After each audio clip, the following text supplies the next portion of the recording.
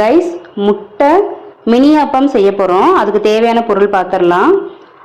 மாவு, ஒரு பெரிய வெங்காயம் வந்து பார்த்திங்கன்னா கட் பண்ணி வச்சுருக்கேன்.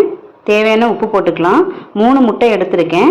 இப்போ என்ன பண்ணனா, முட்டையை வந்துட்டு உடச்சி ஊற்றி ஆனியன் சால்ட்டு போட்டு நல்லா அடித்து எடுத்துக்கலாம். முட்டை பார்த்திங்கன்னா இந்த மாதிரி அடித்து எடுத்துக்கணும். இப்போ வந்து கல் அடுப்பில் வச்சுட்டு நம்ம ஊற்றிக்கலாம். இது மினி ஆப்பக்கல்.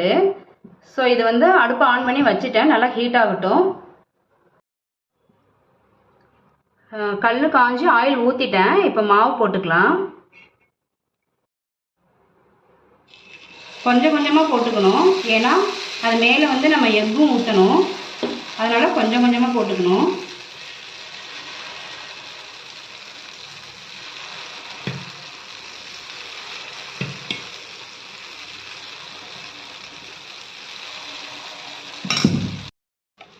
இப்போது அடித்து வச்சோம் இல்லையா, அந்த எக்கும் சேர்த்துக்கலாம்.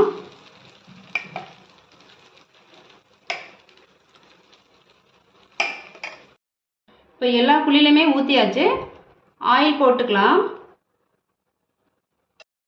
கைஸ், வெந்துருச்சு. திருப்பி போட்டுக்கலாம். திருப்பி போட்டு காமிக்கிறேன். திருப்பி போட்டாச்சு கைஸ். வெந்ததையும் எடுத்துக்கலாம்.